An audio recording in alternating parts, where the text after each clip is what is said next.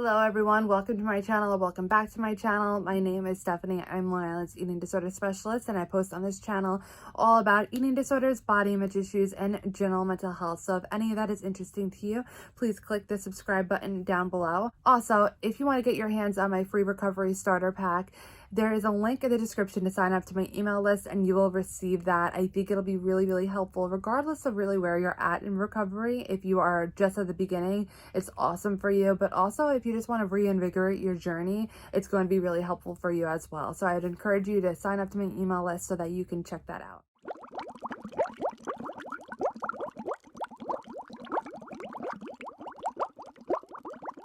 The topic on this video is I want to go through 10 different behaviors that you should consider stopping in eating disorder recovery. And some of these behaviors might be behaviors that you engage in. Maybe you never heard of them. Maybe you never have done them. Wherever you are, these are 10 different types of behaviors that you may be hearing about. I'm not going to go into stopping restricting food or stopping binging or purging. I mean, obviously those things kind of go without saying if you are working in recovery at all, but these are maybe lesser known behaviors or lesser talked about behaviors and really could be sabotaging to your recovery. So I'm just going to go through each one. I'm not going to explain anything too in depth. If you have any questions about any particular one or whatever you want to get some clarification on, leave them in the comments down below and I'll be more than happy to answer them for you. The number one behavior to stop an eating disorder recovery is holding on to sick items. And what I mean by that is if you have clothes that are more fitting for you in your body when you were really sick, it's really time to let go of those. And I have a whole video on how to do that and what that process might look like for you. But if you have any books maybe that are like diet books, any journals that were just really kind of your eating disorder journal of how to succeed, so to speak, in your eating disorder, maybe you have some rules in there,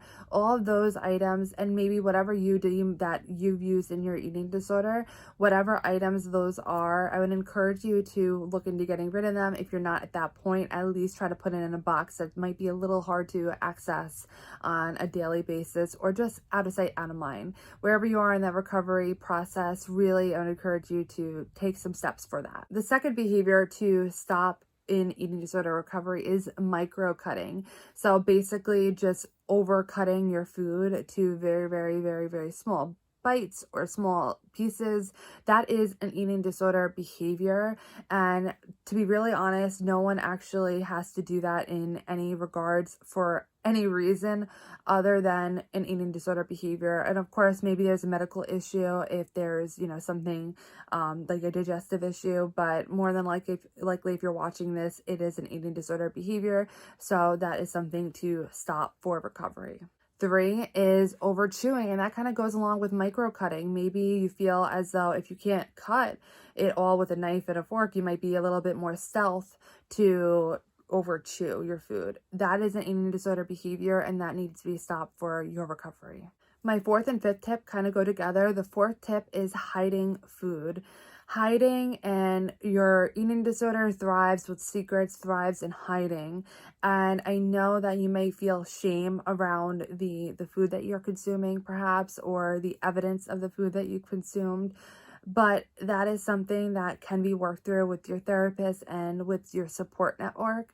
But really making sure that you face that head on and do your best. And no, this is not going to be perfect, and none of these things are going to be perfect to start. So don't feel like everything has to be absolutely perfect and going forward, just head on and never having any mishaps. That's not what this video is about, or making you feel worse or anything like that, but just trying to move forward with these behaviors is really what I'm getting at.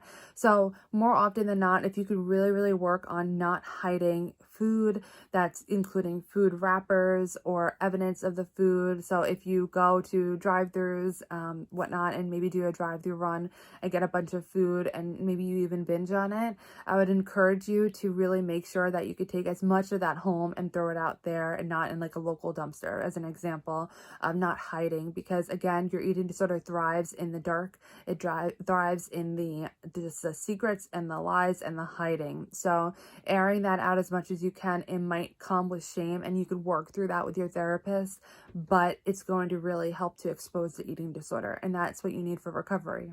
As I said, this goes in with my fifth behavior is not eating in secret. Secrets, hiding and lying can really cause an eating disorder to thrive, and there's just no place for it in recovery.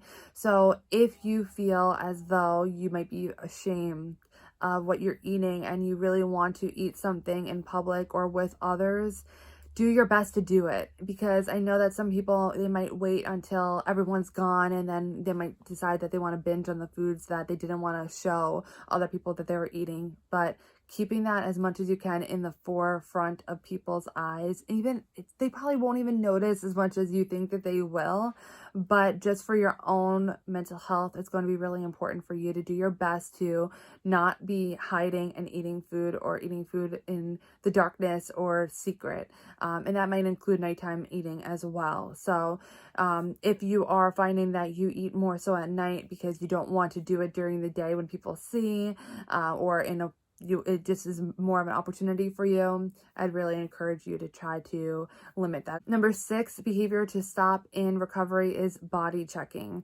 This is a really difficult one. I actually did a whole video on how to stop that and how to also identify what ways you're body checking. Perhaps you're looking in the mirror, perhaps you're feeling your stomach, you might be measuring your body with just your hands, you might be just trying on a bunch of different clothes that just to really see the difference of what it was yesterday versus today, weighing yourself. All those behaviors fall under this category. That's all body checking, and that really can cause an eating disorder to flourish, and I'm sure you know that by now. My 7th behavior to stop in recovery does come with an exception. This is measuring food. Now, the exception is very few and far between. If for your recovery, your nutritionist has made it clear that you need to measure your food in order to make sure that you're getting enough, then don't take my word for it. Don't overshadow what your nutritionist is doing.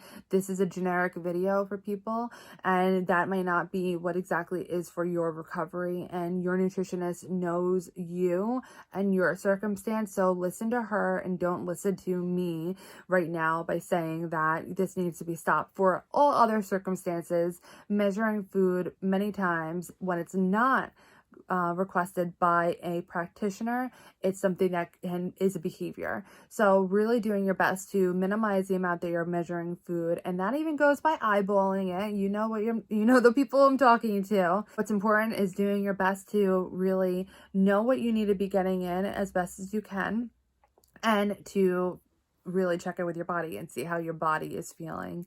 If you need to ditch the food measuring scales or any way that you're measuring your food, maybe if you're measuring it by eyeballing, you want to get different bowls, different plates. If that's something you can do it. This way it throws you off, and that's good, and that's an intention to help you to minimize the amount that you're measuring food. The 8th behavior to stop for recovery is non-mindful movement. If you've been consuming my content for any length of time, you know that I really do believe that it is important to move your body. I do believe it's an important part of recovery. It's an important part of life for everyone, whether or not you're struggling with recovery. But I do believe that a lot of people associate exercise with just horrible things and not being very mindful, and just being something that's a tormentous type of, I don't even know if that's a word, but a tormenting type of thing, and not something enjoyable. We don't want that, because that's not going to be sustainable. Figure out what your mindful movement is. Again, I have a video on this, but maybe you really do enjoy going to the gym. And of course, if we're still in quarantine at the time that I post this video, you can't do that. For a lot of people, that's okay. There's other ways, but if that's what your mindful movement is, go for it. Nothing to say that you shouldn't. Again, this is an exception if your doctor or nutritionist say otherwise, but if that's not the case, then go for whatever makes you feel good. If it's yoga, do it. If it's walking, do it. If it's running, do it. Just making sure that it is something that is mindful for you and is not impeding with your recovery. And this might be on a case-by-case basis. So make sure you're talking to your therapist to really dive into the behaviors and why you might be doing it, making sure that it's mindful and not compulsive, checking in with your nutritionist to make sure that it is still something that is a positive thing for you, and you're still making sure that you are kind of working toward the way weight range that you might need to if you need to shift your weight in any way, as well as your doctor to make sure that it is medically sound for you to be doing this. But making sure that you're ditching the non-mindful movements, figure out the movement that feels good for you and doing that. The ninth behavior is compensating for food in any way. If you feel as though you had carbs in the morning, therefore you can't have it at any other meal, that's compensating. If you feel as though you can't have dessert at dinner unless you exercise, that's compensating.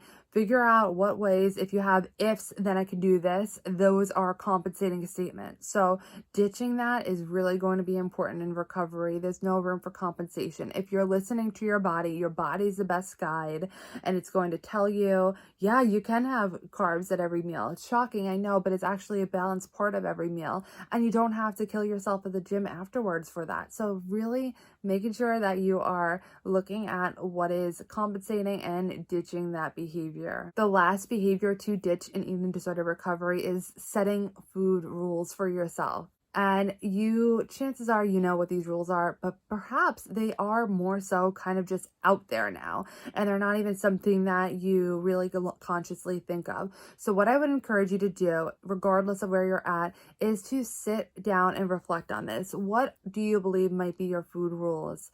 And this might be a list, and it likely will be a list that you add on to as you go out throughout your day. You might realize that you're saying, I can't have this.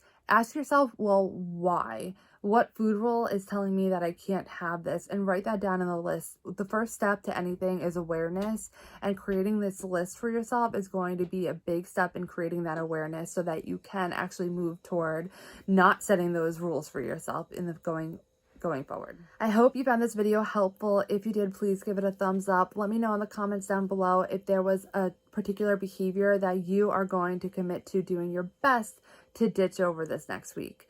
You could click my face over here to subscribe to my channel, and I wish you recovery-oriented behaviors on your journey to finding your state of balance, and I will see you in my next video.